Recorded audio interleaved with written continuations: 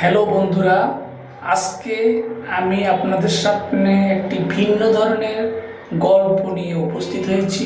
গল্পটি হচ্ছে rich dad and poor dad, অর্থাৎ ধনী পিতা এবং দরিদ্র পিতা। আমার পিতা ছিল দুজন, একজন ছিলেন বেশ ধনী, অন্যজন দরিদ্র। একজন বেশ বুদ্ধিমান ছিলেন, তিনি পিএইচডি সম্পূর্ণ করেছিলেন। এর পাশাপাশি 4 বছরের আন্ডার গ্র্যাজুয়েট কোর্স শেষ করেছিলেন 2 বছরেরও কম সময়ে। তার পড়াশোনা ছিল শিকাগোর Stanford university and northwestern ইউনিভার্সিটিতে।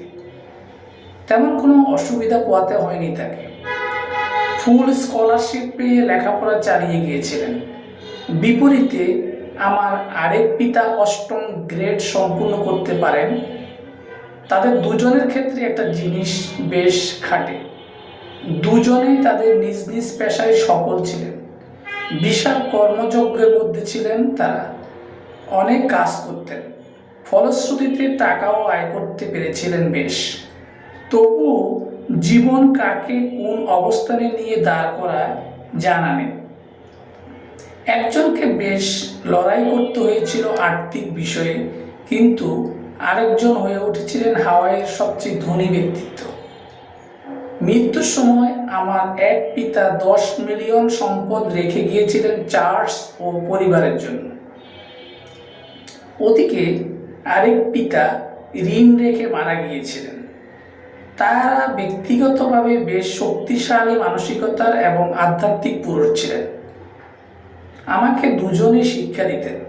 আমি তাদের শিক্ষার ব্যাপারে দৃঢ় বিশ্বাসী ছিলাম, কিন্তু কার দেওয়া শিক্ষা গ্রহণ করব সে ব্যাপারে বুঝতে পারতাম না, কারণ দুজনের শিক্ষার বিষয় ভিন্ন ছিল। আমার এক পিতা বলতেন, অর্থের প্রতি লোভই সকল অনর্থের মূল। আরেক পিতা বলতেন, অর্থের অভাবেই সকল অনর্থের মূল। আমি তখন দুশ্চিন্তায় পড়ে যেতাম, ভেবে পেতাম না কার দেওয়া শিক্ষা গ্রহণ করব। তাই সবসময় ভাবতাম তাদের দুজনের কথার ব্যাপারে। হ্যাঁ, তিনি ভালো বলেছেন, আমার তার কথাটি গ্রহণ করা উচিত। আমি যদি এমন করে ভাবতে পারতাম তাহলে আমার জন্য বেশ ভালো হতো, কিন্তু আমি এমন করে ভাবতে পারতাম না, কারণ আমার দুজন বাবাকে আমি ভালোবাসতাম।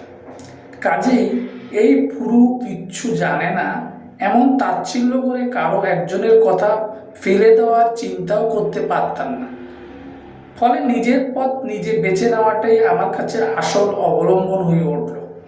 একটু চিন্তা করুন তো, দুজন মানুষের কাছে দুরকম শিক্ষা পেলে কেনই বা লোকে দ্বিধাদ্বন্দ্বে পড়বে না? অবশ্যই পড়বে, আমিও পড়তাম। যা হোক, আমাদের চিন্তার মাঝে আসলে কোথায় যেন একটা গ্যাপ রয়ে যায়। চিন্তার মাঝে সমন্বয় করা হয় না। আমাদেরকে আর্থিক বিষয় শেখানো হয় বাড়িতে, স্কুলে নয়। এর জন্য আমরা আর্থিক বিষয়গুলোতে তেমন ভালো অবস্থানে যেতে পারি না, ঋণ থেকে যায় সবার। ঠিক এই কারণে শিক্ষা প্রতিষ্ঠানে নিজের সময় ব্যয় করা বহু মানুষই অর্থাভাবে ভুগতে থাকে গ্র্যাজুয়েশন সম্পূর্ণ করার পরেও। ভাবতে পারছেন বিষয়টি? আমরা আমাদের সন্তানদের অর্থনৈতিক ব্যাপারে জানার জন্য পরিবারের হাতে ছেড়ে দিই, অথচ সেই সব পরিবারের অধিকাংশই দরিদ্র। এমন অনেক পরিবার রয়েছে যেখানে বাবারা বলে, আমি আর তোমাদের এত ব্যয় বহন করতে পারবো না। এর বিপরীতে আবার ধনী বাবারা তেমন নয়, তারা বলে, আমি কিভাবে এত ব্যয় বহন করতে সামর্থ্য হব? দুটি কথার মাঝে ফারাক আসলে কোথায়? একটি বর্ণনামূলক আর একটি প্রশ্নবোধক। প্রথম কথাটি আমাদেরকে হতাশার দিকে নিয়ে যায়, এমন সোজাসাপটা স্বীকারোক্তি যা আমাদের ব্রেনকে খালি করে দেয়। বিপরীতে পরের কথাটি আমাদের সম্ভাবনার খোঁজ করতে সাহায্য করে, আমাদের ব্রেনকে নতুন কিছু করার জন্য সচল করে তোলে। এমনটা হলেই কেবল আমরা নিজেদের লক্ষ্যে পৌঁছাতে সক্ষম হব। দুজন মানুষের কথায় আসলে পার্থক্য কোথায়? পার্থক্য চিন্তাভাবনার। চিন্তাভাবনায় আমাদের একজন থেকে আরেকজন আলাদা করতে সাহায্য করে। আমাদের সমাজেও আসলে এমনটা হয়। আমার দুই পিতার মাঝে ভিন্ন ধরনের দর্শন পর্যবেক্ষণ করতাম। তারা দুজনে ছিলেন কঠোর পরিশ্রমী, কিন্তু অর্থনৈতিক বিষয়ে একজন তার মস্তিষ্ককে ব্যবহার থেকে বিরত থাকতেন, আরেকজন সবসময় সচল রাখতেন। একজন সচরাচর ব্যায়াম করে নিজের শরীরকে সুস্থ সবল করে তোলার পক্ষে ছিলেন, আরেকজন বসে বসে টিভি দেখতে নিজের সময় ব্যয় করতেন। একজন পিতা বলতেন মানুষের উচিত নিয়মিত ট্যাক্স প্রদান করা, আরেকজন বলতেন উৎপাদনমুখী ব্যক্তিদের জন্য ট্যাক্স শাস্তির ন্যায়, আর যারা উৎপাদনশীল নয় তাদের জন্য এটি পুরস্কারের মতোই। এক পিতার মতামত হচ্ছে এমনভাবে কাজ করো যাতে একটি কোম্পানি কিনতে পারো, আরেক পিতার মতামত দেন পড়াশোনা করে ভালো একটি কোম্পানিতে কাজ নাও। আমার এক পিতা বলতেন সন্তানদের কারণে আমি ধনী হতে পারিনি, আরেক পিতা বলতেন সন্তানের জন্য আমাকে ধনী হতে হবে। একইভাবে আমার এক পিতা বলতেন টাকার প্রসঙ্গে কখনো ঝুঁকি নেবে না, অন্যজন বলতেন ঝুঁকি নিতে শেখো। এমনই বলতেন তারা, এইভাবেই চলতে থাকতো তাদের বচন। একজন যখন সরকারের উপর নির্ভরশীল হয়ে পেনশন দিয়ে জীবন কাটানোর চিন্তা ভাবনা করতেন, অন্যজন তখন এই অধিকারটিকে অমূলক বলতে ছাড়তেন না। চিন্তার মধ্যে এতটাই তফাৎ ছিল দুজনের, তারা ভিন্নভাবে সব চিন্তা ভাবনা করতেন। একটা সময় পর্যন্ত আমার এক পিতার টাকাকে কোনো গুরুত্ব দেননি, তাই তিনি দরিদ্রই রয়ে যান। অন্য পিতা টাকাকে গুরুত্ব দিয়ে ধনী হয়ে জীবন পার করে দিয়েছিলেন। আমার সেই ধনী পিতা বলতেন টাকাই শক্তি, বিপরীতে দরিদ্র পিতা বলতেন আমি কখনো ধনী হতে চাই না। একজন চাইতেন আমি ভালো করে পড়াশোনা করি, অ্যাকাউন্টেন্ট হই, MBA করার জন্য বিজনেস স্কুলে যাই, বিপরীতে আরেকজন চাইতেন আমি যেন ধনী হওয়ার জন্য পড়ি। তিনি বলতেন টাকার জন্য আমি কাজ করি না, আমার জন্য টাকা কাজ করে। এমনই ছিল আমার দুই পিতার কথাবার্তা এবং তাদের চিন্তা ভাবনার ভিন্নতা। আপনি নিশ্চয়ই এমন হলে কনফিউশনে পড়ে যেতেন, বুঝতে পারতেন না যে কার কথা শুনবেন।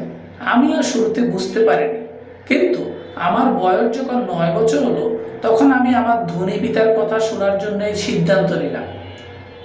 এরপর থেকে আমি আর আমার দরিদ্র পিতার কথা শুনিনি, তবে তিনি ডিগ্রি অর্জনের সকল ব্যাপারে আমাকে নানা পরামর্শ দিয়েছিলেন। আমি সেসব শুনে বেশ উপকৃত হয়েছিলাম। অবশ্য আমার দরিদ্র পিতার কথা না শোনাটা আমার জন্য বেশ কষ্টদায়ক ছিল।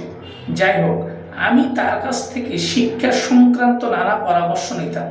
আমার ধনী পিতা আমাকে 9 বছরের বয়স থেকে শুরু করে 39 বছর পর্যন্ত মোট 30 বছর আমাকে শিক্ষা দিয়েছিল অর্থনৈতিক নানা বিষয়ে। এই লম্বা সময়ে তিনি আমাকে 6টি অধ্যায় শিক্ষা দিয়েছিলেন, আর আমার জীবনকে বদলে দিতে এই 6টি শিক্ষা বেশ কার্যকর ভূমিকা পালন করেছিল। আমি চেষ্টা করেছি আমার বাবার বলা সেই 6টি বিষয় আপনাদের হাতে তুলে দিতে। আমার বাবা যেমন করে সব কথা বলেছিলেন, আমি ঠিক সেভাবে আপনাদের জন্য সব তুলে ধরেছি। তো এমনটা বললাম উপরে, এইসব আসলে কোনো পরামর্শ নয়, বরং দিক নির্দেশনা। আমরা সবাই ধনী হতে চাই, কিন্তু কেউ কেউ হয়তো এটা অস্বীকার করে, কিন্তু এটাই দিন শেষে সত্য। ধনী হতে কে না চায়? আপনি একটু প্রশ্ন করে দেখুন, এমন কাউকে নিশ্চিতভাবে পাবেন না যে ধনী হতে চায় না। কিন্তু ধনী হতে হলে আসলে কি করা প্রয়োজন, আপনার সেই মোতাবেক কাজ করা উচিত। গল্পটি আপনাদের কাছে কেমন লাগলো কমেন্ট বক্সে অবশ্যই কমেন্ট করে জানাবেন। পরবর্তী গল্পের জন্য অবশ্যই প্রস্তুত থাকবেন। অনেক আপনাদেরকে ধন্যবাদ।